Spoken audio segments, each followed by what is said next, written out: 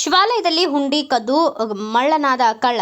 ಶಿವಮೊಗ್ಗ ಬಸವೇಶ್ವರ ನಗರ ಪಶ್ಚಿಮದ ಮೆಹೋಜಿರಾವ್ ಲೇಔಟ್ನಲ್ಲಿರುವ ಶಿವಾಲಯದಲ್ಲಿ ಭಾನುವಾರ ಮಧ್ಯರಾತ್ರಿ ಹುಂಡಿ ಕಳ್ಳತನವಾಗಿದ್ದು ವಿಷಯ ತಡವಾಗಿ ಬೆಳಕಿಗೆ ಬಂದಿದೆ. ದೇವಾಲಯದ 2 ಬಾಗಿಲುಗಳನ್ನು ಮುರಿದು ಒಳ ಪ್ರವೇಶಿಸಿದ ಕಳ್ಳ ಹುಂಡಿಯನ್ನು ಕದ್ದಿದ್ದಾನೆ. ಆದರೆ ಹಿಂದಿನ ದಿನವೇ ಹುಂಡಿಯಲ್ಲಿದ್ದ ಹಣವನ್ನು ದೇವಸ್ಥಾನದ ಮುಖ್ಯಸ್ಥರು ತೆಗೆದಿದ್ದರು. ಬಂದ ದಾರಿಗೆ ಸುಂಕವಿಲ್ಲ ಎಂಬಂತೆ ಕಳ್ಳ ವಾಪಸ್ ಹಾಕಿದ್ದಾನೆ. ಮಧ್ಯರಾತ್ರಿ 3:30ರ ಸುಮಾರಿಗೆ ಈ ಘಟನೆ ನಡೆದಿದ್ದು ದೇವಾಲಯದ ಮುಖ್ಯಸ್ಥರು ವಿನೋಬ ನಗರ ಪೊಲೀಸರಿಗೆ ಮಾಹಿತಿ ನೀಡಿದ್ದಾರೆ. ಸ್ಥಳಕ್ಕೆ ತಪಾಸಣೆ ನಡೆಸಿ ದೂರು ದಾಖಲಿಸಿಕೊಂಡಿದ್ದಾರೆ.